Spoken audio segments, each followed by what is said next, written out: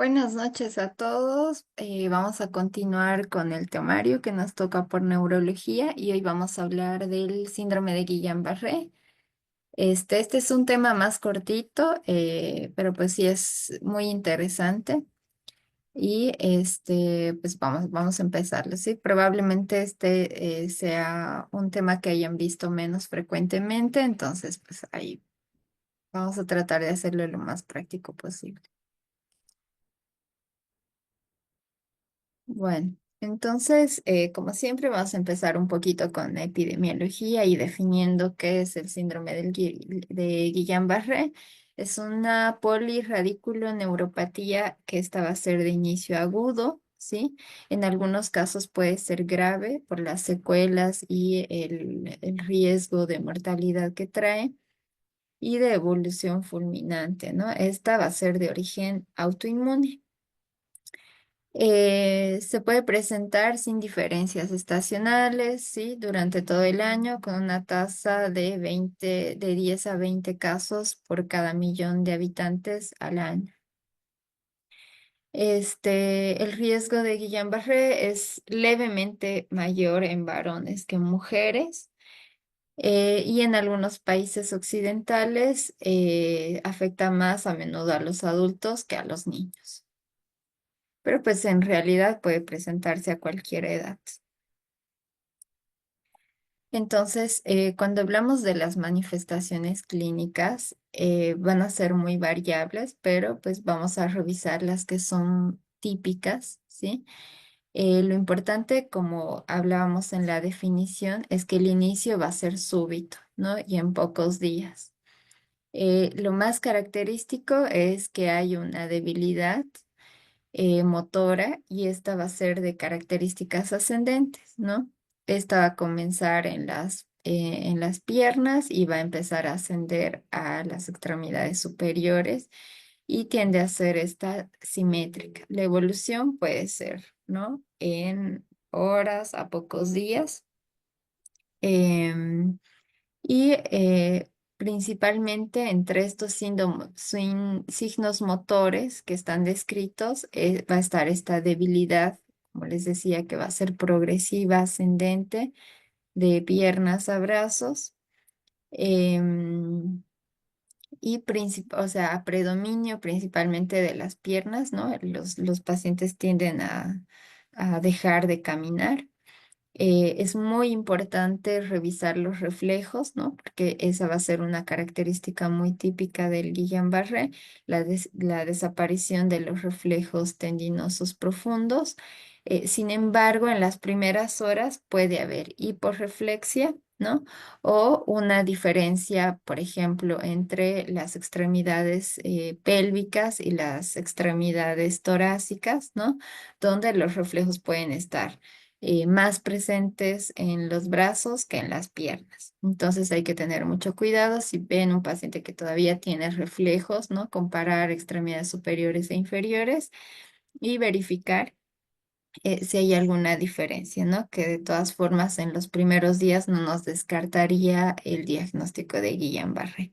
Y también la paresia facial, ¿no? Que se puede presentar hasta en el 50% de los casos, pero pues en la práctica por ahí yo habré visto un poquito menos, la verdad, la presencia de paresia facial en el Guillain-Barré. Si uno ve un paciente con paresia facial en adulto, ¿no? La principal causa por ahí es Guillain-Barré, ¿no? Entonces siempre hay que sospechar. Además, pueden estar afectados los pares craneales bajos, ¿no? Donde se va a encontrar debilidad vulvar, debilidad para deglutir, para hablar y para el manejo de secreciones. Y eso principalmente cuando la patología va progresando, ¿no? Cuando va ascendiendo y hay que tener mucho ojo. También en algunos casos pudiera haber disfunción vesical, pero realmente son los menos. Cuando en toda la clínica de nuestro paciente, por ejemplo, tenemos una paraparesia con disfunción vesical y es lo que uno de los síntomas clínicos predominantes. Por ahí puede ser además un punto de sospechar en un diagnóstico diferencial como una mielitis, pero pues sin embargo sí puede estar presente en el Guillain-Barré. El dolor es otra característica, no siempre está presente. De hecho, sí, lo mismo, si es el síntoma predominante, por ahí también tenemos que sospechar en otras patologías, pero sí puede estar presente. Como ven, ahí en un porcentaje del 50% de los pacientes puede haber dolor en cuello, en hombros, en la región dorsal o que sea generalizado. Puede haber mialgias y disestesias, ¿no?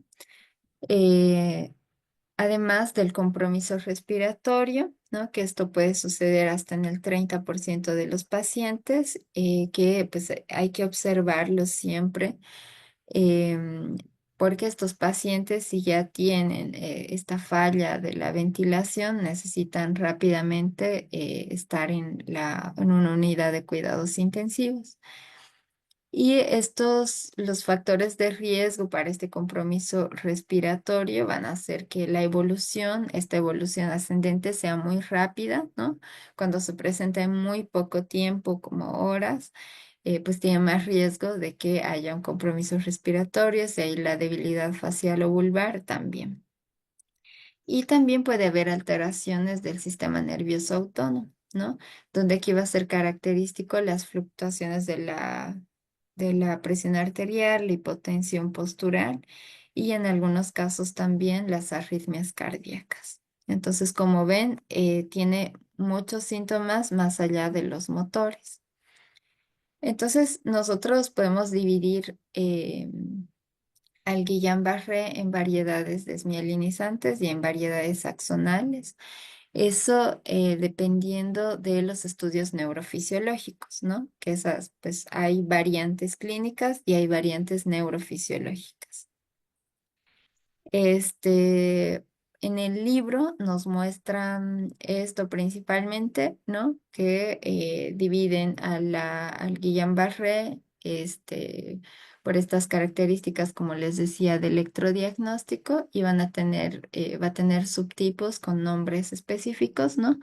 Como ven en el primer cuadrito, la polineuropatía desmielinizante inflamatoria aguda, el AIDP, ¿no? Que este va a ser como la variedad típica, que esto va a estar afectando más frecuentemente a los adultos que a los niños y la recuperación es buena en esta variedad. Y cuando vemos el electrodiagnóstico, su variedad va a ser de tipo desmielinizante.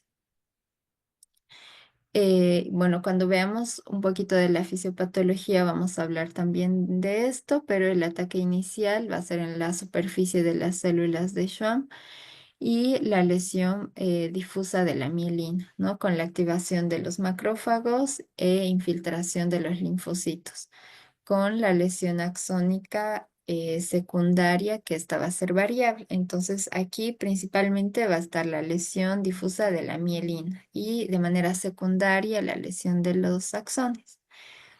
En la variedad que es la neuropatía axónica motora aguda, que le decimos el AMAM por su acrónimo en inglés, ¿no? Esta va a estar presente en niños y adultos jóvenes. Em, Como menciona el cuadrito, va a haber más prevalencia en China y en México y de hecho en los estudios de electrodiagnóstico, por ahí en el mundo y en los estudios iniciales, sí se veía que la variedad de desmielinizante era más frecuente, pero realmente en México sí se ve como esta variedad más axónica cuando encontramos en los estudios de neurodiagnóstico. Y pues ahorita que hablemos de la fisiopatología, pues vamos a entender la importancia de esto. Cuando el AMAM, ¿no? Va a tener un ataque inicial ¿no? En la superficie o sea, como una lesión difusa de la mielina por la superficie de las células de Schwann, sino que el ataque va a ser en los nódulos motores de Ranvier, ¿no? Que pues esto igual va a activar los macrófagos y los linfocitos, donde van a haber grandes variaciones en la gravedad de la lesión, que principalmente va a ser axónica. Y luego el AMSA, ¿no? Que va a ser principalmente encontrada en adultos. La recuperación va a ser lenta, a menudo puede ser incompleta, ¿no? Em, y esta también va a ser una variedad axónica. La fisiopatología va a ser similar a MAN, pero en esta también vamos a encontrar afección de los nervios y las raíces sensitivas, y esta va a tener una lesión axónica más grave. Y por último, un subtipo va a ser el síndrome de Miller-Fisher. Este se va a encontrar en adultos y niños, y la característica va a ser que clínicamente podemos encontrar oftalmoplegia, ataxia, arreflexia, y principalmente cuando estudiamos el líquido cefalorraquídeo podemos encontrar los anticuerpos anti-GQ1B en su mayor porcentaje. En cuanto al electrodiagnóstico, este puede ser de una variante desmielinizante o axónica, y realmente hay muy poquitos casos, es más rara encontrarla, pero sí puede tener características similares a la IDP. Pero pues no hay que olvidarse de la clínica, ¿no? Que se asocia la ataxia y la oftalmoplegia principalmente. Hay un artículo que es muy bonito, si ustedes por ahí les quedan algunas dudas sobre Guillain-Barré o para complementar lo que hablemos hoy día, que me parece que es muy completo, muy práctico para cualquier persona que quiera estudiar sobre Guillain-Barré, y porque está bien bonito, como dice el título, está distribuido en 10 pasos donde te dicen qué vamos a hacer en cada paso, ¿no?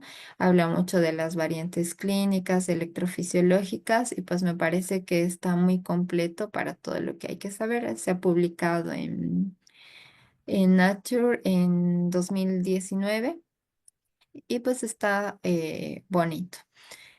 Si bien hemos visto que tenemos variantes neurofisiológicas, pues también vamos a ver variantes dentro del síndrome de Guillain-Barré que van a ser clínicas, ¿no? Entonces, en el primer cuadrito vamos a ver, y bueno, todos estos dibujitos nos muestran la gran variedad clínica. Si bien las hemos enumerado o las he mencionado, pues miren que puede haber mucha variedad, ¿no? Y es importante saberlo para que no se nos escape el diagnóstico. Entonces, esta es la clásica, ¿no? Donde vamos a tener alteración sensitiva y motora, que este puede estar, como les decía, iniciar en extremidades pélvicas, ascender a extremidades superiores y puede ir ascendiendo, ¿no? Hay una variedad que es muy rara, la variante motora pura, ¿no? Donde no va a haber nada de afectación sensitiva, sino nada más motora. Esta variante paraparética, donde sí nos puede hacer confundir mucho con una mielitis, ¿no? Porque pues no va a ascender más allá, sino netamente se va a afectar en miembros pélvicos. Y la faringo braquial, ¿no? Donde sí van a estar afectadas las extremidades torácicas, y también va a haber síntomas vulvares, alteraciones deglutorias, lo que les decía, ¿no? Que puede haber, por ejemplo, parestesias en las extremidades pélvicas y torácicas, además de la parálisis facial bilateral. Entonces, esa es una forma de Guillain-Barré, también es muy rara, pero pues hay que tomarle en cuenta. Una variedad que sea netamente sensitiva, ¿no? El Miller-Fisher, que habíamos dicho que vamos a tener la oftalmoplegia y la ataxia, y o la encefalitis de Bickerstaff, que esta va a ser parecida al Miller-Fisher, pero con encefalitis, ¿no? Más la alteración sensitiva y motora, y esta pues sí es grave. Entonces, como ven, si hablamos de las variantes clínicas, pues sí son muchas, ¿no? Y como podemos observar acá, en cuanto a la frecuencia, todo esto lo he sacado del artículo que les mencionaba. Como les decía, en cuanto a los porcentajes de presentación, pues la variante clásica va a ser la que más frecuentemente vamos a poder observar, ¿sí? Y por ahí las otras sí son muy raras, pero sí es importante tenerlas en cuenta, ¿no? Y lo que les decía, ¿no? Del Miller-Fisher, que va a haber oftalmoplegia, ataxia, reflexia, pueden haber formas incompletas o estas que también se superponen al síndrome de Guillain-Barré. Entonces, por ahí vamos a encontrar como las características clásicas del Guillain-Barré más algunas características de Miller-Fisher, porque si tienen a superponerse, es muy raro verla solita. Y luego el Bickerstaff, que también, ¿no? Tenemos oftalmoplegia, ataxia, arreflexia, signos de tracto piramidal, la alteración de la conciencia, y también estas se pueden superponer a un Guillain-Barré clásico. En el Guillain-Barré, la mayor parte de los pacientes, hasta en un 70%, va a ser característico que tenga el antecedente de una infección aguda previa, que ésta se haya presentado de 1 a 3 semanas antes del inicio de los síntomas. Entonces, sí, cuando interrogamos a nuestros pacientes, pues sí nos tenemos que ir hasta muy atrás, ¿no? Para que hagan memoria que, que sí puede ser algún contacto con algún desencadenante en este lapso. Ahora, ¿cuáles son las infecciones que frecuentemente se han relacionado al Guillain-Barré? Porque si bien nuestro paciente, como habíamos visto, es una enfermedad autoinmune, entonces por ahí nuestro paciente sí tiene como em, la, la, una cierta tendencia a que pudiera ser una enfermedad autoinmune, la infección, ya sea viral, ¿no? Como los ejemplos que ven ahí en pantalla. em, este puede ser el gatillante, ¿no? Del síndrome de Guillain-Barré. Entonces, como se ha estudiado ya mucho las infecciones que puedan ser respiratorias, gastrointestinales, ¿no? La que muchos estudiados es el Campylobacter jejuni, ¿no?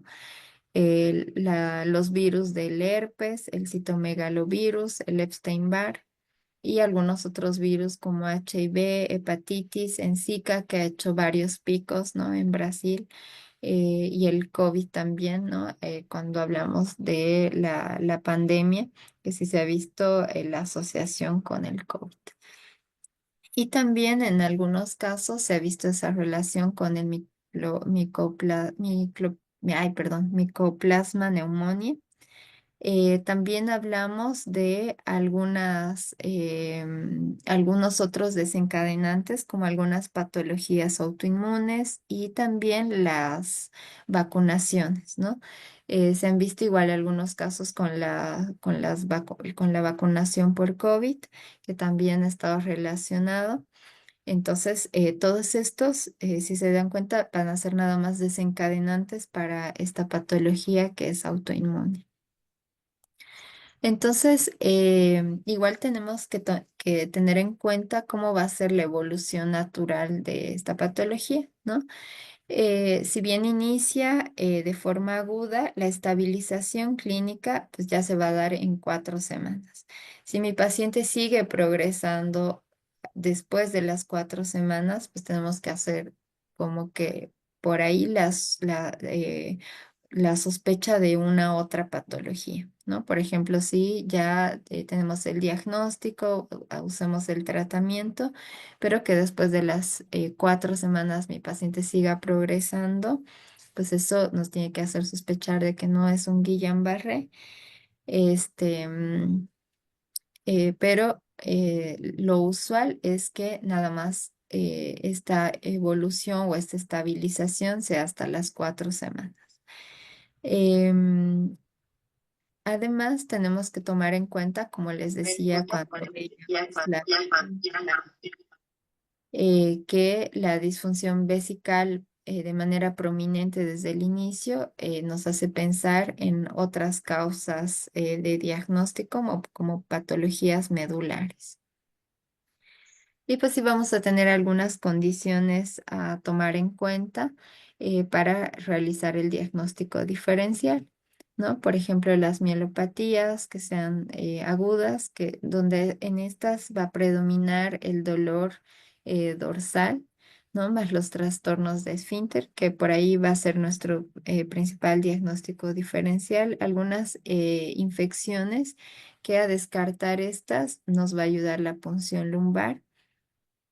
Sin embargo, si se dan cuenta acá, como Lyme o pues algunas otras de características infecciosas, pues lo vamos a hacer ya de manera epidemiológica, ¿no? Porque pues no siempre tenemos todas estas, todos los estudios para descartar alguna infección, ¿no? Pero pues tenemos que mirar el citoquímico, donde pues generalmente las células no se elevan, nada más las proteínas, y es la típica disociación albuminocitológica y algunas otras patologías que también vamos a poder ver, las neuropatías vasculíticas, ¿no? Donde la BCG va a estar elevada, la mielitis flácida aguda, ¿no? Donde vamos a tener, al igual que el Guillain-Barré, una infección viral previa, pero sin trastornos esfinterianos, y por ahí sí es como muy similar al Guillain-Barré, pero por epidemiología y dependiendo a la evolución clínica misma del paciente, entonces nos vamos a ir por la posibilidad más probable en nuestro paciente. El citomegalovirus, que sí en contexto de inmunosupresión sí tenemos que estudiar. La miastenia gravis, aunque la debilidad pues es distinta, ¿no? Tiene cierta temporalidad, el inicio por allí no va a ser agudo ni de las mismas características que el Guillain-Barré, pero pues hay que tomarlo en cuenta por ahí en una crisis miasténica, ¿no? Que no nos haga sospechar también de que sea otra patología, pero todo tenemos que tomar en cuenta los antecedentes de nuestros pacientes. En cuanto a tóxicos, ¿no? Algunos organofosforados, y luego la intoxicación por mariscos, hipofosfatemia, hipocalemia también, ¿no? Donde se puede observar debilidad que tenemos que tomar en cuenta a la hora de hacer el diagnóstico diferencial. Y ya cuando hablamos un poquito de la fisiopatología y de la misma inmunopatogenia del Guillain-Barré, vamos a ver que tiene una base autoinmune, donde vamos a ver que en todos los subtipos del Guillain-Barré sí se ha encontrado que tenga esta predisposición o este origen autoinmune. Va a haber la participación de la inmunidad celular por medio y humoral. Vamos a tener varios mecanismos implicados, que va a ser esta misma respuesta inmunitaria celular y la respuesta inmunitaria humoral, todo por la activación de los linfocitos T, CD4 y CD8, el aumento de los niveles de las citocinas.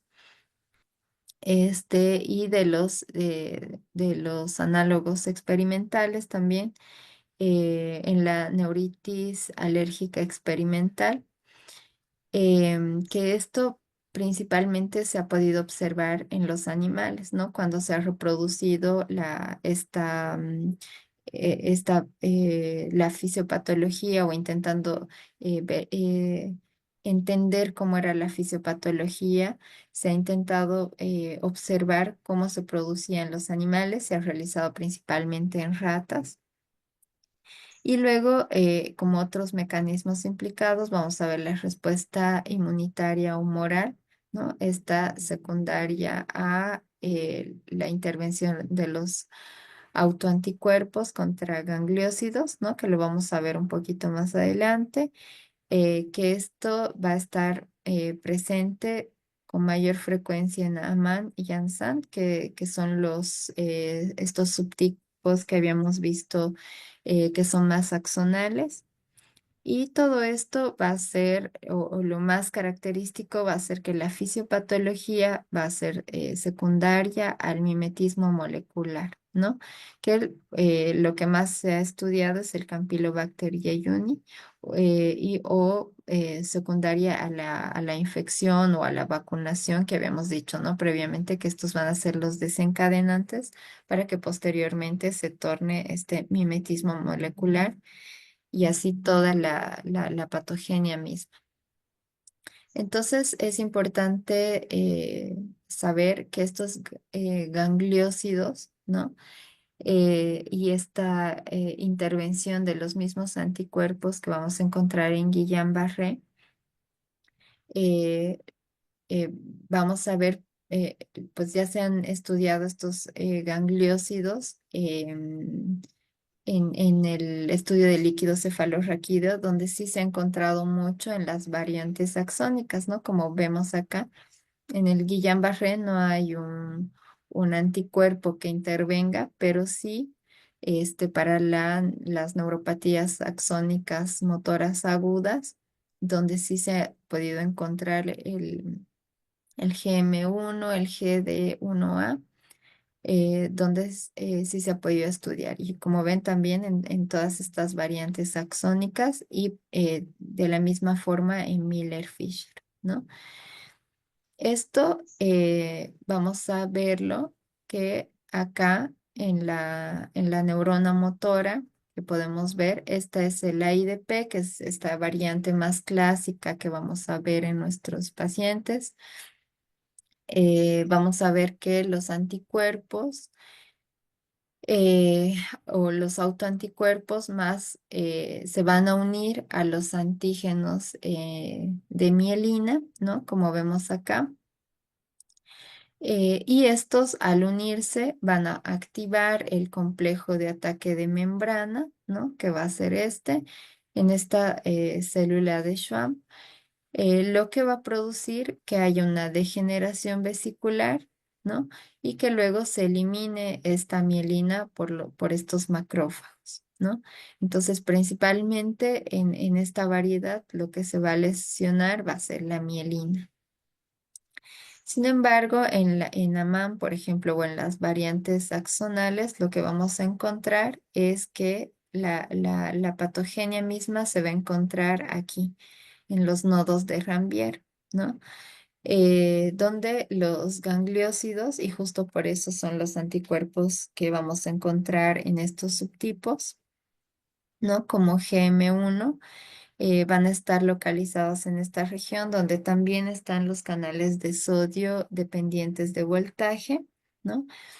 Donde estos se van a unir a los anti-GM1, por ejemplo, como vemos acá y estos se van a unir al axolema ganglionar, ¿no? De la misma forma que acá eh, se va a formar el complejo de ataque de membrana en la célula de Schwann y esto va a lograr la destrucción y como vemos acá vamos a tener en la misma mielina en esta región vamos a ver regiones, ¿no? Que es el mismo axón, el paranodo y el nodo, y secundario a esta unión del anticuerpo, este, mm, eh, que vamos a encontrar en esta región,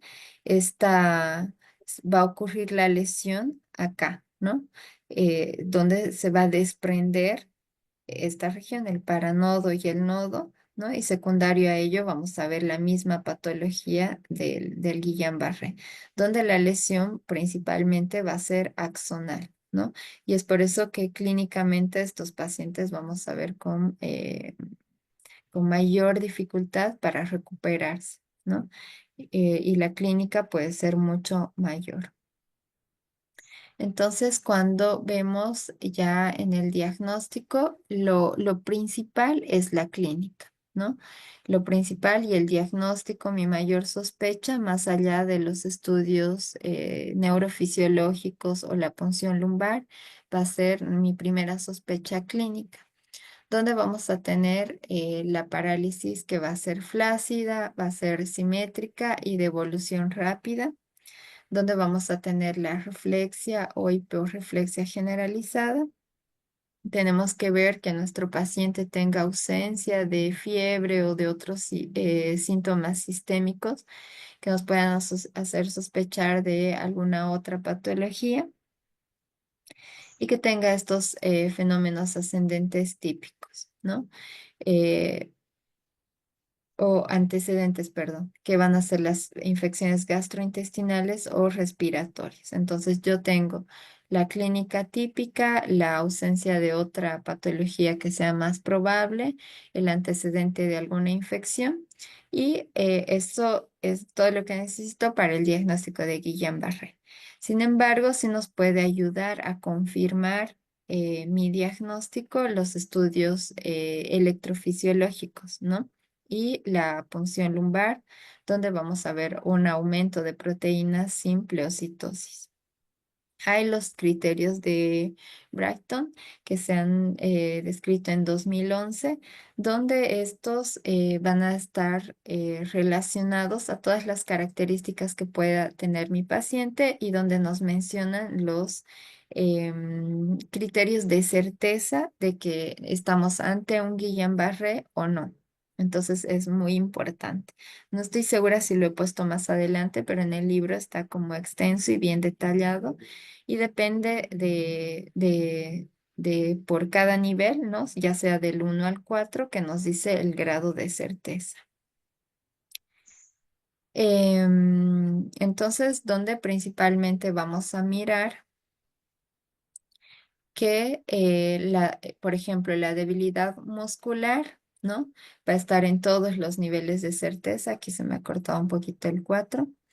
Si tenemos la hiporreflexia o arreflexia en extremidades, el patrón de la enfermedad que va a ser monofásico, como les decía, pues de una vez nomás tiene que ir progresando y ya hasta llegar a una meseta.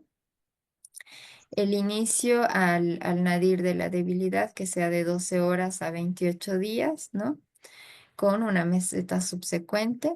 Esta disociación albuminocitológica que sí nos va a dar en los niveles de certeza, ¿no? Los hallazgos electrofisiológicos que sean consistentes con un Guillain-Barré y eso también va a ser con un nivel de certeza 1 y la ausencia de un diagnóstico alternativo identificado para que justifique la debilidad, ¿no? Entonces eso nos va a dar también certeza. Entonces, como ven aquí, lo que nos pudiera hacer variar este nivel de certeza va a ser los estudios electrofisiológicos o la disociación albuminocitológica en el líquido cefalorraquídeo. Y bueno, que en el artículo que les mencionaba, ¿no? Pues vamos a mirar estas características que nos mencionan ahí de manera muy detallada, ¿no? Ahí nos menciona que las características necesarias para el diagnóstico del Guillain-Barré va a ser esta debilidad que va a ser progresiva en brazos y piernas, que inicialmente pueden haberse afectadas nada más las piernas, que los reflejos tendinosos estén ausentes o disminuidos. Entonces, y esto que sea en algún momento del curso clínico. Entonces, si tenemos esos dos, son las características necesarias para el diagnóstico. Otras cosas que nos pueden apoyar a nuestro diagnóstico Es esa fase progresiva que dura desde días hasta 4 semanas, pero que generalmente es en esas 2 primeras semanas. Esa simetría que es relativa de síntomas y signos. Sin embargo, pues también me ha pasado mucho ver pacientes que por una leve asimetría en los síntomas, pues quieran considerar otro diagnóstico. Sí puede existir eh, una asimetría, o sea, que los síntomas estén presentes en los dos lados, ¿no? Pero que en un lado la debilidad sea mucho más que en la otra y pues de todas formas estaría dentro de estas características del Guillain-Barré. Los síntomas y signos sensoriales relativamente leves, ¿no? Y que pueden estar ausentes en la variante motora pura. La afectación de los nervios del cráneo, ¿no? Especialmente cuando hay parálisis facial bilateral, pues como les decía al inicio, eso también nos apoya al diagnóstico del Guillain-Barré, esa disfunción autonómica, el dolor muscular o radicular en la espalda o en las extremidades, ¿no? El aumento del nivel de las proteínas en el líquido y las características electrodiagnósticas que sean compatibles con este síndrome. Em, Luego, algunas características que ahora nos van a hacer dudar de nuestra sospecha clínica de un Guillain-Barré va a ser que el aumento de las células mononucleares o polimorfonucleares en el líquido cefalorraquídeo sea mayor a 50 células, ¿no? Entonces, eso no es frecuente. Podemos tolerar como algo compatible todavía con Guillain-Barré a menos de 50 células. Esa simetría que sea muy marcada o nada más de un lado y persistente de la debilidad, pues también nos va a hacer sospechar que ese sea otro diagnóstico. La disfunción de la vejiga o el intestino al inicio y de manera persistente durante el curso de la enfermedad, pues también nos tiene que sospechar de otro cuadro. La disfunción respiratoria grave con debilidad que limita las extremidades desde el inicio, pues también nos pone en duda. Los síntomas sensoriales con debilidad limitada al inicio, la fiebre al inicio, el nadir que llegue muy rápido en las primeras 24 horas también. El nivel sensorial agudo que indica lesión de la médula, la hiperreflexia o clonus, que de la misma forma, ¿no? Podríamos ahí sospechar más de una patología medular. Las respuestas plantares que sean extensoras, ¿no? Como una lesión o como un piramidalismo, y el dolor abdominal. Entonces, si tenemos estas características, pues por ahí tenemos que dudar de nuestro diagnóstico. Luego, cuando tenemos el estudio electrofisiológico, van a haber ciertas características que pues por ahí, para cuestiones de su examen, las he puesto ahí. Que en AIDP, que habíamos visto que es la variedad desmielinizante, lo que vamos a encontrar principalmente van a ser las latencias distales prolongadas, una disminución de la amplitud del CMAP en las fases tempranas y la disminución de las velocidades de conducción, ¿no? Entonces esto va a ser típico, además del bloqueo de la conducción o dispersión y dispersión temporal. En cambio, en las variantes axonales, esta amplitud, ¿no? Que también va a estar disminuida de manera más importante en AMSAN y la velocidad y las latencias que las vamos a encontrar normales en fases iniciales, pero lo que nos va a diferenciar va a ser el signo de bloqueo o degeneración axonal, ¿no? Que va a ser más típico de estas variantes axonales. Luego, cuando hablamos del tratamiento, pues lo más importante, ya que hacemos el diagnóstico, es hacer el tratamiento pronto, pero pues creo que tengo más adelante un cuadrito que pudiera ver algunos tipos de Guillain-Barré que pudiéramos tratar de manera conservadora, ¿no? Sin embargo, lo más indicado es la inmunoglobulina humana, ¿no? Que va a ser de 2 gramos por kilogramo en 5 días, pues que eso lo vamos a dividir en 5 días, o pues hay algunos otros esquemas que mencionan de 0,25 a 0,4 miligramos por kilogramo, y eso va a ser por día, ¿no? Em, Esto lo que va a lograr es mejorar el pronóstico del paciente, ¿no? Entonces, no netamente cuando administremos la inmunoglobulina se va a quitar la clínica del paciente, pero lo que va a hacer es disminuir la mortalidad y esta progresión de la enfermedad. La inmunoglobulina siempre es preferida por la facilidad con la que vamos a administrarla, ¿no? Sin embargo, no sé si ustedes conocen, pero el costo de la inmunoglobulina es alto, ¿no? Em, Puede costar de 3.000 a 5.000 el frasco, y aproximadamente para un paciente de unos 60 70 kilos usamos aproximadamente 5 frascos por día. Entonces, si se dan cuenta, multiplicarlo esto por 5 días, pues es mucho dinero, ¿no?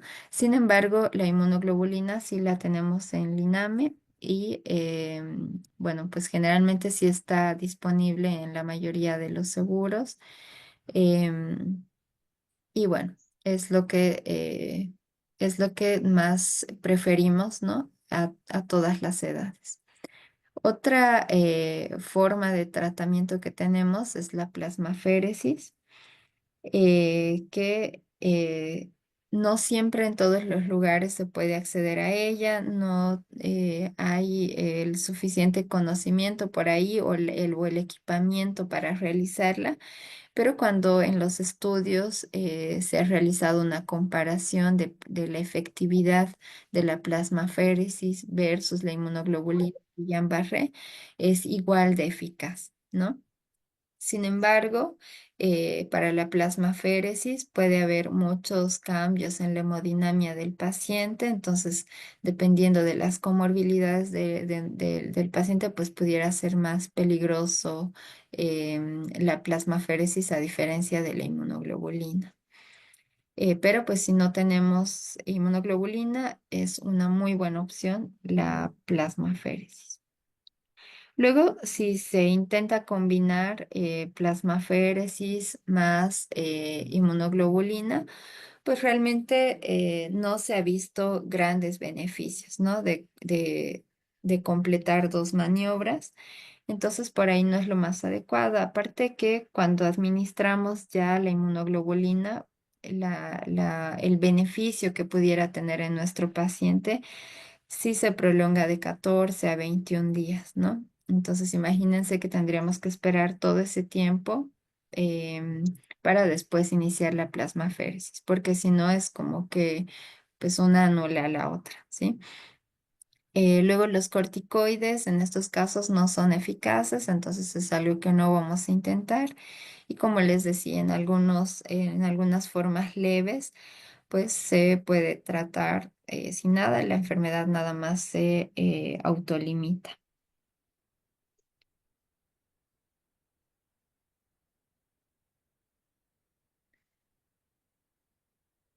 Luego, el tratamiento temprano, ¿no? E iniciarlo lo antes posible es importante para que el paciente se estabilice pronto y haya menos riesgo de mortalidad.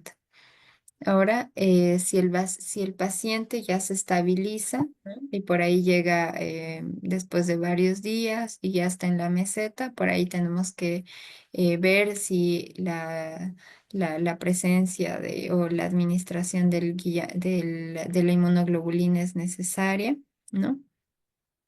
Y luego, la eficacia del tratamiento va a ser que la inmunoglobulina o la plasmaféresis, que va a reducir en un porcentaje significativo la necesidad de ventilación mecánica, ¿no? Como ven ahí, de un 27 a un 14%.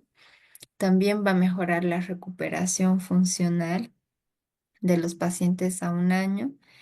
Y aunque algunos pacientes muestran recaídas tras la mejoría, pues de todas formas se recomienda repetir ese tratamiento original. Sin embargo, las recaídas en Guillain-Barré son muy poco frecuentes, ¿no? Y funcionalmente los pacientes pues sí se pueden ver muy afectados. Entonces esa recuperación sí puede ser muy larga. Igual tenemos que ver en estos pacientes, ya que asciende la patología, que tenemos que tener muy presente en qué momento pudiera necesitar estos cuidados en una unidad de cuidados intensivos.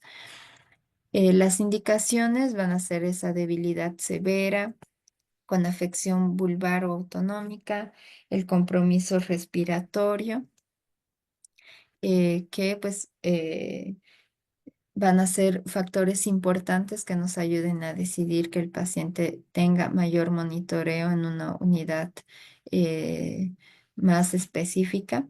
Luego, además de vigilar esos datos, tenemos que mirar la monitorización de la función respiratoria durante, sobre todo cuando la enfermedad esté evolucionando, ¿no? En ese periodo donde va ascendiendo la frecuencia cardíaca y la tensión arterial, porque como habíamos visto, sí también se va a afectar la parte autonómica de nuestros pacientes.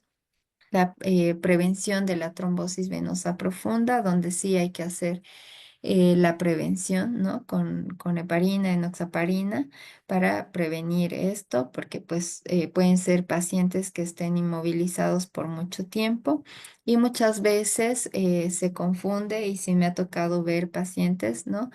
Que si bien la afectación no era tanta o era netamente motora o sensitivo-motora, que posteriormente se desencadene un TEP, ¿no? Y que pues supongamos que en realidad está ascendiendo la patología, ¿no? Entonces sí es importante tomar en cuenta esa prevención de trombosis. Tenemos que igual valorar cuál sería la nutrición más adecuada para nuestro paciente en caso de que no esté deglutiendo, si vaya a necesitar una sonda nasogástrica. La traqueostomía también, ¿no? Es un importante momento para hacer la decisión de poner la traqueostomía para el paciente, ya si está con ventilación mecánica más allá de 2 semanas, ¿no? Y de hecho, a veces puede mejorar en terapia intensiva la traqueostomía temprana. La fisioterapia, ya sea de músculos respiratorios y también motores, es importante. Los cuidados de la piel y los cambios posturales. Y no se olviden que es importante el apoyo emocional del paciente, porque pues ellos sí pueden quedar con mucha discapacidad y como veíamos ahí, en varios meses pudiera recuperar la función motora. Entonces, en el artículo que les mencionaba, estos 10 pasos que nos dicen, primero hablan del primer paso, cuándo debemos sospechar del Guillain-Barré. Nos dicen en esta progresión rápida, bilateral y con una debilidad, ¿no? Motora o sensitiva, ¿no? La hipo o arreflexia, esta parálisis vulvar o facial y la oftalmoplegia y ataxia. Entonces, si mi paciente tiene eso, ese es mi primer paso para que yo sospeche si es un Guillain-Barré. Luego, los criterios diagnósticos que ya habíamos visto anteriormente, vamos a excluir otras causas. Vamos a considerar los laboratorios de rutina, el estudio del líquido cefalorraquídeo y los estudios de neurofisiología. Luego lo que ya habíamos hablado, ¿no? Cuando admitir al paciente en una unidad de cuidados intensivos, cuando tenemos que iniciar el tratamiento, y esto es lo que les mencionaba. Si el paciente tiene la debilidad y han pasado varios días, notamos que pues ya no está progresando y logra el paciente caminar de manera independiente más allá de 10 metros. Entonces por ahí podemos eh, mantener un tratamiento conservador, ¿no? Sin embargo, si el paciente no logra caminar y no es independiente para caminar, entonces sí, ¿no? Decidimos de administrar la inmunoglobulina o la plasmaféresis. Esa rápida progresión también, ¿no? Nos va a hacer a que iniciemos rápidamente también la inmunoglobulina. Los síntomas autonómicos severos, que es algo que tenemos que tomar en cuenta, ya que el Guillain-Barré no va a ser nada más sensitivo y motor. La disfunción en la deglución y la insuficiencia respiratoria. Y pues lo que les decía previamente, el tratamiento, vamos a tener dos opciones, la inmunoglobulina endovenosa, que como veíamos en el libro está como a 2 gramos directamente, ¿no? Y eso se divide entre los 5 días, o podemos calcularlo de esta forma también, ¿no? A 0,4 gramos por kilogramo día por 5 días, que más o menos las dosis salen muy similares. La plasmaféresis, ¿no? Y tenemos que monitorear todo lo que les mencionaba, ¿no? La función respiratoria, la deglutoria, que eso no va a ser nada más al inicio de la evaluación, sino durante toda la internación del paciente. Las complicaciones que pudiera tener el paciente las tenemos que tener en cuenta, ya que van a ser pacientes que van a estar postrados.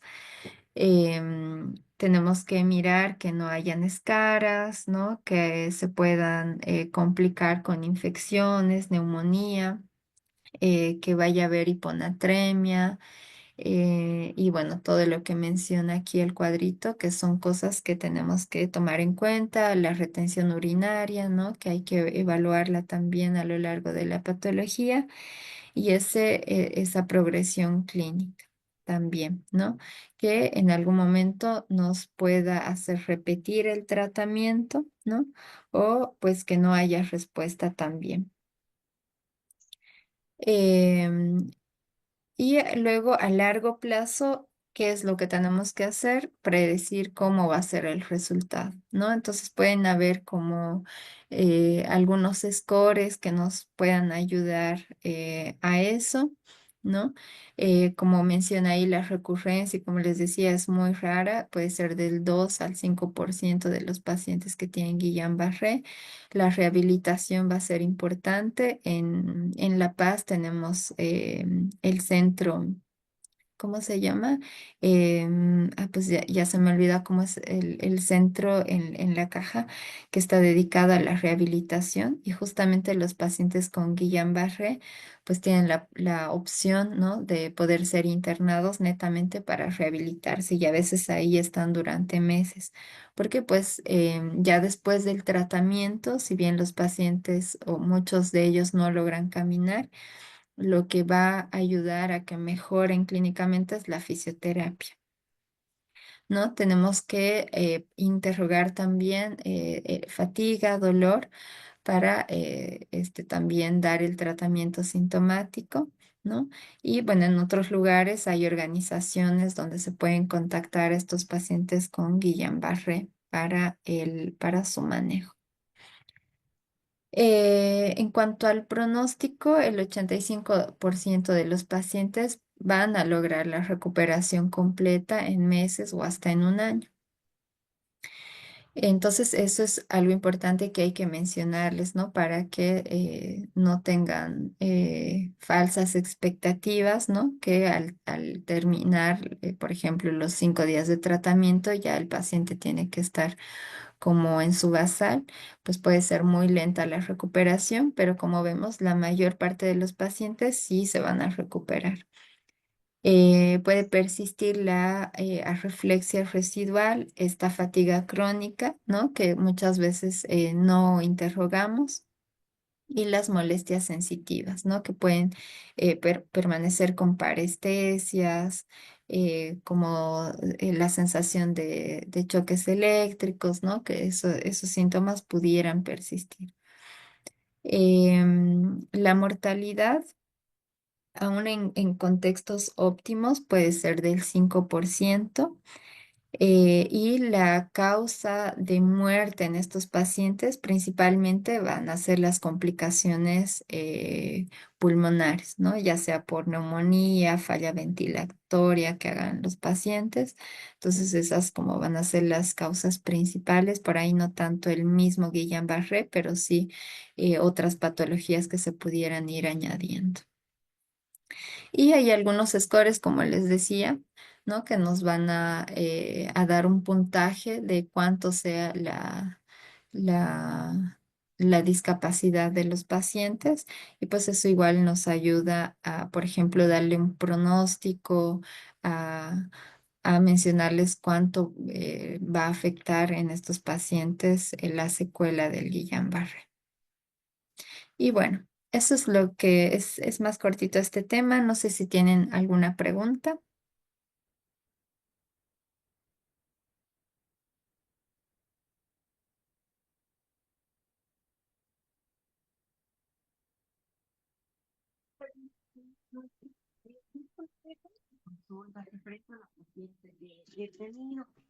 Doctora, buenas noches.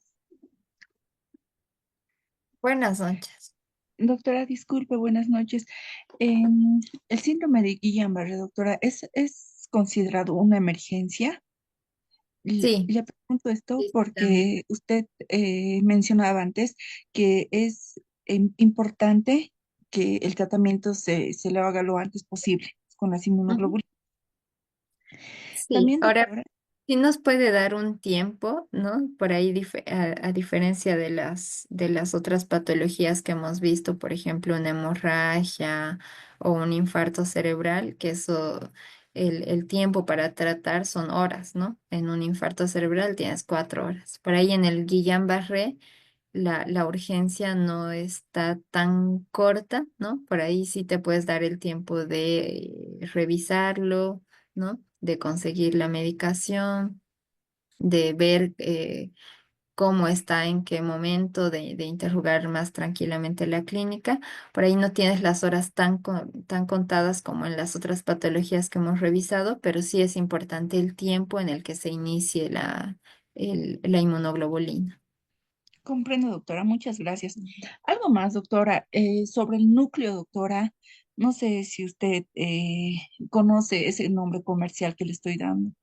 Sí, el Eh, núcleo CMP. Ujú. Doctora, quería preguntarle ¿para qué es ese medicamento, doctora, y cómo pues, está relacionado con el síndrome de Guillain-Barré? Pues el núcleo CMP se usa mucho en algunas patologías de nervio periférico, sobre todo cuando hay lesión aguda de nervio periférico, em, por ejemplo, secundarias a una posición inadecuada, ¿no? O a trauma, cuando hay mano caída, ¿no? Entonces sí se puede usar el núcleo CMP al inicio de la patología. De hecho, hasta había visto algunos estudios o que hay cierto beneficio en parálisis facial, ¿no? Em, que pues este medicamento, ya si hablamos de una patología que tenga tanto compromiso clínico como el Guillain-Barré, por ahí pues no va a ser tan efectiva, ¿no?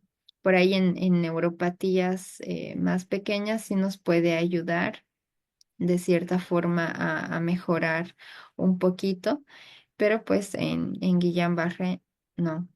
Y esta eh, es como que principalmente ayuda a que el nervio se recupere, ¿no? De una lesión, como te digo, si es traumática, em, que ahí nos pudiera ayudar un poquito el núcleo CMP. Tiene varios componentes, ¿no? Que van a ayudar como a fortificar o a como un sustrato que ayuda a que el nervio se recupere si quieres, ¿sí? Pero pues en Guillain-Barré no lo usaríamos. Sí, sí yo lo doy y lo aconsejo en neuropatías más pequeñas, más localizadas, focales, que ahí sí puede usar, se puede usar mucho. Ya, doctora, muchas gracias. Y lo último, doctora, estaba leyendo, doctora, en un artículo, ¿qué tan frecuente en nuestro país y en su casuística, doctora, usted que ha visto en su experiencia, es que las recaídas de síndrome de Guillain-Barré sean más severas que el inicio de la enfermedad, doctora? Gracias, doctora. Ujú. Pues como eh, es muy raro ver que haya una recaída, es poco frecuente, entonces por ahí la casuística tampoco está muy clara, ¿no? Igual hay que ver por los tiempos, ¿no? Si realmente una recaída o se está transformando en un CIDP, ¿no? Que es una forma crónica. em, pero que sea peor que la previa, no, generalmente hasta neurofisiológicamente es como el mismo patrón que se ha encontrado en la primera. Realmente yo no he visto hasta ahorita algún paciente con una recaída, sí he visto dos Guillain-Barrés que se han transformado a CIDP, pero recaídas no he visto hasta el momento, ¿no? De repente sí me falta ver más pacientes y por ahí en México sí estaban estudiando, como era un centro de referencia, que sí estaban como estudiando más, ¿no? Por ejemplo, qué variedad neurofisiológica tiene después de haber presentado inicialmente Guillain-Barré y si el paciente recae o recidiva. Pero pues ahí que te diga si es peor, si recae, no. Y tampoco hay forma de predecir que eso va a suceder, ¿no? Entonces, pues no podría decirte si es real en nuestro medio. Entiendo, doctora. Muchas gracias, doctora. Ujú. Buenas noches, doctora. Hola, buenas noches. Una consulta, saliéndome del tema, en un paciente que sufrió de un estatus convulsivo, es un paciente que abandona la fenitoína, ¿algún medicamento para poder evitar que vuelva a recaer en un estatus convulsivo, posiblemente, doc? Que haga su tratamiento. Que haga su tratamiento y que evite desencadenantes. Ahora, los pacientes que tienen, o sea, si el paciente ya tenía el diagnóstico de epilepsia, eh, hay que ver qué tipo de epilepsia y por qué está haciendo estado convulsivo, ¿no? Obviamente, si ha abandonado toda la medicación, pues sí, ese era su gran riesgo. ¿Cómo vamos a evitar? Pues que se la tome, ¿no? Y muchas veces sí nos toca hablarles de manera muy seria a los pacientes porque todas las crisis que sean generalizadas, ¿no? Tónico-clónicas generalizadas, o de focal atónico clónico bilateral o estos pacientes que recurren mucho en un estado epiléptico, tienen alto riesgo de muerte súbita por epilepsia, ¿no? Entonces, pues hay que hablarles como muy seriamente o yo que tú, antes de ver qué otra cosa le doy, interrogaría mucho de por qué está abandonando su medicación, ¿no? A veces, como muy desacertadamente, cuando se inicia la medicación, les dicen, sí, inicia tu medicación y de aquí a 2 años, si ya estás sin crisis, te la quito. ¿No? Entonces el paciente está con falsas expectativas de su enfermedad y de su tratamiento. Luego otra puede ser que tenga muchos efectos adversos, por ejemplo, con la fenitoína, ¿no? Que le provoque somnolencia, entonces obviamente el paciente prefiere no tomarla, ¿no? O algún otro efecto adverso, temblor, no sé. Entonces que puedas proponerle cambiar el tratamiento o hacer el switch por otro. Y eso, y luego ver si tiene desencadenantes, ¿no? Por ejemplo, si está muy estresado, si está con ansiedad, depresión, pues igual, ¿no? Va a ser como desencadenante para crisis. Y si está teniendo crisis muy frecuentes con una dosis adecuada de la fenitoína, por ahí toca añadirle o asociarle este otro medicamento o cambiarle a otro más efectivo, más acertado para su tipo de epilepsia. Y pues eso te pudiera recomendar. Ok, Doc, muchas gracias. Ujú. Doctora, buenas noches. Disculpe, quería que me ayude con un caso de una paciente que he tenido. Era una paciente que estaba cursando con bastante estrés. Ella me indicaba que tenía bastantes días sin dormir de buena forma y por ello había empezado a tomar una tableta que se llamaba Alertex o modafinilo. Pero Ajá. una vez comenzado, doctorita, con la toma, ha tenido, se podría decir, ha simulado como si hubiera tenido síndrome de Raynaud. Al principio le indica que ingresó a la ducha y directamente vio las palmas de sus manos sin flujo sanguíneo, sin Perdón, flujo sanguíneo. me he perdido un poquito en tu paciente. ¿Por qué empezó a tomar el modafinilo? Tengo entendido bueno, ella es abogada, tengo entendido que tenía que presentar un caso. Entonces, a lo que me Ah. explicó es que le dieron el Alartex en la farmacia, que le habían vendido, que le ayudaba para que ella pueda concentrarse y demás. El problema es, doctorita, que cuando llegó a emergencias, primero nos refirió que sentía calambre en las manos. Nosotros al principio estábamos sospechando que tal vez era Raynaud por la clínica que anteriormente nos dijo de que al momento de ingresar a la ducha se habían puesto ambas manos blancas, o sea que no tenías buena irrigación periférica. Posterior a ello, nos explica que iba aumentando el tema de los calambres que sentía más o menos a nivel del antebrazo, poco a poco ido subiendo hasta los bíceps y pasando un día, más o menos 2 días, vuelve nuevamente a consulta y nos indica de que ya eran en ambas piernas. Le realizamos los laboratorios para ver si era Campylobacter, pero nos salió negativo, no tenía antecedentes de haber tenido ningún resfrío, nada, solo tenía el antecedente de haber tomado el modafinilo o es el Artex. Y la verdad nos quedamos con la duda si la paciente podía haber cruzado eh, el tema de Guillain-Barré, ya que más o menos su clínica ha sido persistente por 2 semanas y ella nos refería que los calambres y el adormecimiento que sentía en miembros superiores han agravado a miembros inferiores con la toma de café. Ella nos indicaba que tomaba café o tomaba té y aumentaban o también que le habían dado unos sobres de Ganoderma que igual contienen café a lo que había revisado en la bibliografía. Y doctorita, al final yo me quedé con la duda, ¿podía haber pasado esta paciente con Guillain-Barré o Puede era un ser, efecto? puede ser, pero te falta al final estudios, ¿no?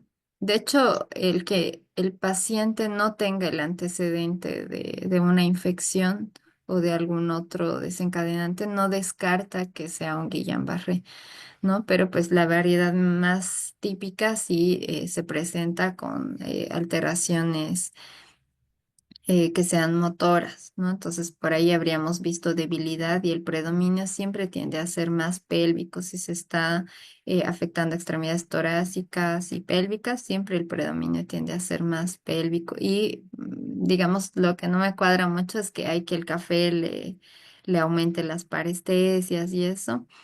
Pues en neurología y en esos síntomas, sobre todo cuando son más sensitivos, yo les digo es ay, como lo más engorroso de diagnosticar, porque pues no siempre sabemos qué es, ¿no? Pero sí, no sé dónde vives tú, pero si tienes a mano unas velocidades de conducción nerviosa y electromiografía, eso pues les puede quitar muy rápidamente la duda, ¿no? De qué ha sido.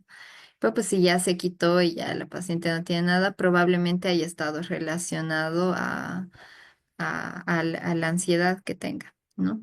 Porque Doctor- que se aumente con estas cosas como el té, el café, ¿no? Por ahí yo digo, tal vez era parte de un síndrome ansioso que puede venir con parestesia, ¿no? Pero pues sería revisando a la paciente.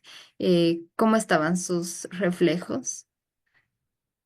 Doctorita, al principio en las manos tenía los reflejos, pero ya cuando se le hizo la siguiente revisión, cuando nos dijo que en los miembros inferiores comenzó, no tenía muchos reflejos. Lo que sí, doctorita, es de que también es como si se hubiera cruzado con el tema del reinado, porque le hicimos la prueba, o sea, le hicimos mojar las manos con agua fría. Bueno, yo vivo en el departamento de Oruro y efectivamente no tenía buena circulación. Y el Ujú. único antecedente desencadenante a lo que ya Pero en un reinado no tendría por qué haber variado los reflejos, ¿no? Entonces, sí, por ahí yo sí sospecharía algo más netamente un Guillain-Barré. Y pues hay que ser pues hay que derrotar a la neurofobia, ¿no? Y confiar en lo que sabemos del examen clínico neurológico, ¿no? Y por ahí si el paciente tiene la posibilidad, sí intentar que se le haga un estudio neurofisiológico, si tú ahora que ya has visto el tema. Hemos visto que clínicamente tiene que ser nuestra primera sospecha y luego si me queda duda, pues le puedo hacer una punción lumbar o un estudio neurofisiológico, ¿no? Para no quedarnos ahí en duda, porque no hay forma de que cambien los reflejos por eso, ¿no? No siempre tiene que haber un desencadenante. Y pues es importante ahí tomar decisiones, ¿no? Si ha ido una y otra vez y conocemos la paciente, pues sí yo creo que por ahí sí era un Guillain-Barré entonces.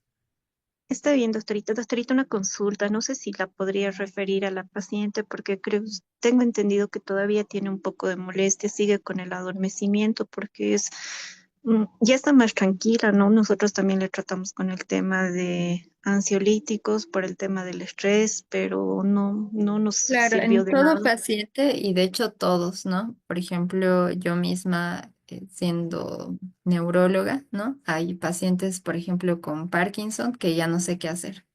Entonces lo que me toca hacer es referirlo, ¿no? A un especialista en Parkinson o a alguien que tenga más experiencia que yo y todos tenemos que ser sinceros en nuestras limitaciones, ¿verdad? Entonces sí es importante que lo transfieras. Y aún en mi campo, ¿no? Siendo epileptóloga, de todas formas, ¿no? Si hay cosas que no sé o cosas que no se pueden hacer en el medio, pues igual tengo que ser sincera con el paciente y decirle por ahí va a encontrar más mejoría con este otro médico o yéndose, no sé, a un país vecino. Entonces sí es importante que la refieras y ya hasta ahí está, ¿no? Tu conocimiento, sí, sí tienes que referirla. Ok. Está bien, doctora. Muchas gracias. Y dice, buenas noches, doctora. ¿Cuál es el lapso de tiempo que tenemos en el inicio de inmunoglobulinas al ser una emergencia y en realizar un estudio de electromiografía diagnóstica? Cuando era interno llegó un paciente con sospecha de Guillain-Barré. Sin embargo, no se inició de manera inmediata las inmunoglobulinas y esperaron a que el estudio se realice un día después de su internación para que se confirme su diagnóstico. Pues realmente depende si en el centro que tú estás, por ejemplo, si tenían la facilidad de hacerlo al día siguiente y por ahí no varía tanto em, la clínica del paciente, ¿no? Pero por ahí si tu paciente ya habría llegado a la UTI o habría ascendido, si se hubieran sentido culpables, ¿no? Si es muy breve el tiempo que te vas a tomar haciendo un estudio, pues no hay problema, ¿no? Pero si tienes un síndrome clínico muy claro, yo pienso que no hay que retrasar el inicio del tratamiento, ¿no?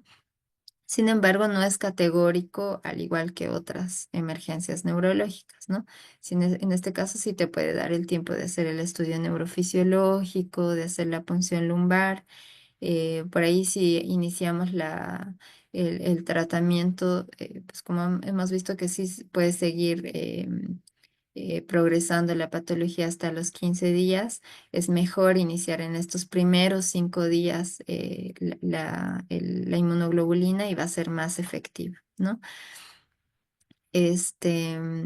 Ahora, si tenemos un síndrome clínico que no sea muy claro, como habíamos visto que hay muchas variedades, que claro, las otras son menos frecuentes, sí es importante que hagas el estudio neurofisiológico y la punción lumbar si te quedan dudas. Pero si es lo muy típico, sin reflejos, ascendido, el antecedente claro, todo, pues yo no me detengo, ¿no? Y muchas veces, y de hecho la mayoría del tiempo, no tenemos a mano los estudios, ¿no? Ni siquiera a veces la posibilidad de que el paciente se pague una punción lumbar, ¿no? Si ya la medicación es tan cara. Entonces, pues ahí hay que ahorrar a veces un poco en nuestro medio, ¿sí? Porque el diagnóstico es netamente clínico. Doctora, Bien. disculpe, buenas noches, Ujú, que le interrumpan. En el caso del tratamiento, usted mencionó sobre el IVIC, la plasmaféresis y no es tan beneficioso en los corticoides. Luego, más posterior, menciona como recomendación prevenir más que todo las trombosis venosa, creo. ujú. Y obviamente menciona también por el efecto que por la afectación que hace al sistema autónomo, pues surgen a veces graves arritmias. En este caso, ¿con qué usted como medicamento preventivo nos recomendaría usar para prevenir las trombosis? Es mi Dependiendo pregunta. del contexto del paciente, ¿no? Heparina, enoxaparina, ¿no? Sí tienes que usar a dosis preventiva, ¿no? Pues con enoxaparina generalmente nosotros usamos y por ahí si tiene alguna otra comorbilidad, por ahí nos vamos para la heparina, pero pues con eso basta. No te olvides que se va a hacer en un paciente que está postrado, ¿no? Que tiene el riesgo de trombosis. Entonces, pues sí, heparina. Y lo que dices, no corticoides no han demostrado efectividad. En cuanto a las arritmias y todo eso, pues no se olviden que si este paciente ya está teniendo como muchas manifestaciones sistémicas y todo eso, lo que va a mejorar va a ser el tratamiento con la inmunoglobulina. Y siempre en ese momento sí podemos pedir ayuda, ¿no? Del especialista, específicamente si ya mi paciente está con la inmunoglobulina y está con mucha alteración autonómica, ¿no? Yo ya estoy haciendo el tratamiento con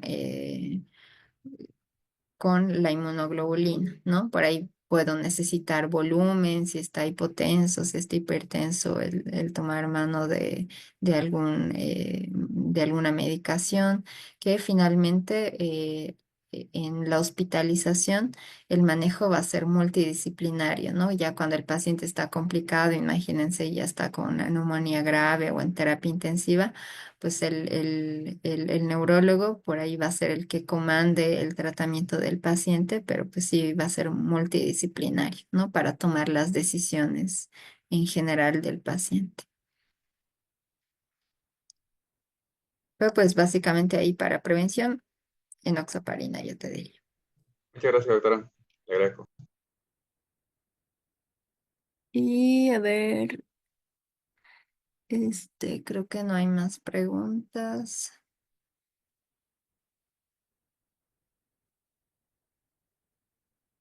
¿En qué se basaría el diagnóstico de la polineuropatía desmielinizante inflamatoria aguda? Pues a esa es la que le la conocemos como el AIDP o el típico Guillain-Barré, ¿no? Entonces, cuando hablamos de polineuropatía desmielinizante inflamatoria aguda, nada más estamos diciendo de como el nombre propio y el epónimo un Guillain-Barré. El tratamiento de inmunoglobulinas es por 5 días, sí, por 5 días. Por 5 días es el esquema. Em, Sin embargo, me ha pasado que por el costo, algunos pacientes logran pagar como 3 días, ¿no? Nada más de tratamiento. Y les cuento que de todas formas es efectivo, ¿no? Entonces, tengo un colega que es especialista en enfermedades de nervio y músculo y a él yo, ¿no? Como le decía, ¿qué hago? ¿No? Mi paciente no tiene plata, solo le alcanza para el tratamiento de 3 o 4 días y me decía, pues ponle, ¿no? Y realmente sí, todavía funciona, pero no se olviden que el esquema y lo recomendado es 5 días. Y de hecho, en algunos casos, o en algunos artículos te dice que por ahí en una forma grave pudieras dar un esquema prolongado hasta por 7 días, ¿no? Pero el esquema es 5 días. Y bueno, creo que no hay más preguntas. Bueno, si no tienen otra Entonces, que, pregunta, ¿sí? creo que nos falta una clase de demencia, ¿sí? Sí, Síndrome sí, sí, demencial. todavía. ¿Eso cuándo Ajá. lo daremos? Es que me Pues miren, yo yo me le mandaron decía al coordinador que tengo mucho problema los lunes y miércoles, que hago consulta en la tarde hasta las 7 y un poquito más. Entonces se me complica estar a tiempo, siempre estoy corriendo lunes y miércoles. Entonces por ahí, no sé si les parece que le hagamos el martes. Sí, porque pues, generalmente no alcanzo el lunes. Entonces, hacerle el martes y como les decía, de todas las dudas o si quieren, no sé cómo pudiéramos hacer de preguntas que les queden duda de los bancos que les han pasado, que si quieren por medio del coordinador, que me las pudieran ir pasando para poder discutirlas en la última clase. ¿No? Entonces vayan revisando sus bancos de preguntas y por ahí pueden reunirlas. Me imagino que tienen un grupo, ¿no? Y ahí como que aumentan. Ah, el martes es gastro, dicen. Pues déjenme coordinar ahorita con la persona que tengo el sí, contacto. doctora, Y más bien si sería es, bueno que, perdone, que más bien dígame. hable con el coordinador y que más bien no se olvide los videos, pasarlo al grupo. A Es que veces, yo yo creo que muchos no. trabajamos y también a veces no logramos llegar a tiempo a las clases. Sí, lo Entonces, que pasa es que yo no grabo ah, estas ok. cosas, ¿sí? No, yo, o sea, nomás a mí me han hecho el contacto, pero no, ya no sé nada Ah, ok. más, ¿no? De los videos, Sí, eso yo no los grabo, no los paso, nada, sí, entiendo. ¿no? Ok. Está Ajá, bien. entonces, Gracias, doctora. pero pues déjenme hablar con él y ya seguro él les va a comunicar, ¿ya? Perfecto. Sí. Bueno, entonces que tengan bonito fin de semana, descansen y ya nos estamos viendo en la siguiente clase. Que estén bien. Gracias, doctora. Buenas noches.